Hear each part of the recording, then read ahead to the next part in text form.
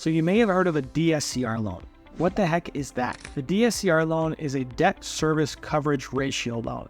It's used by real estate investors to make their financial process more easy to get a loan. Now, the issue is that if you go through conventional financing and you own a dozen properties, a lot of times they won't even let you finance it because you've maxed out how many properties you can finance. And this becomes a big issue if you found a great deal for your 13th home, but you can't get conventional financing. You don't want to use hard money because the rates for that are much, much higher. You have the income to pay for it. It's just you don't want to collect documentation on 12 different properties, even if they allow you to. So what debt service coverage ratio loans do is they allow you to document income for just that one property, make sure you haven't got yourself in enormous financial trouble with your other transactions, and give you a loan based on that. So here's how it works. The only income that they're going to document is the income coming from that specific property. So we don't have to worry about the other property you own, don't have to worry about what's in your tax return, your W-2, any of that stuff. Just what income does this property generate? And does that income cover the housing related payments for that one property? Now, it's not a yes or no question, and if it does, you get the loan. If it doesn't, you don't. It just changes the guidelines a little bit.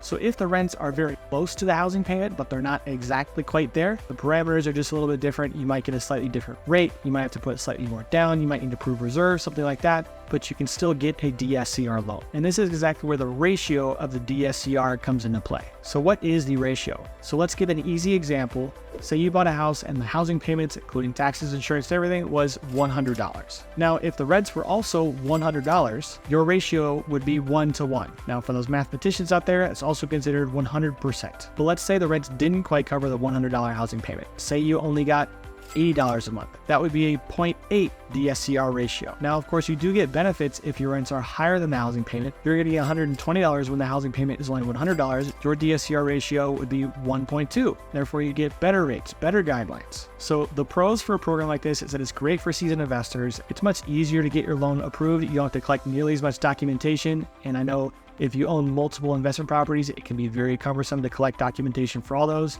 You gotta get mortgage statements, property tax, insurance, sometimes lease agreements, collect all the tax returns. If you got multiple businesses, something like that, it could be a lot of things to go through. Another thing that's great about DSCR loans is that you can record the mortgage in a LLC, so it would never go into your personal name. It would be a type of asset protection in case there was some type of legal issue or liability with that house.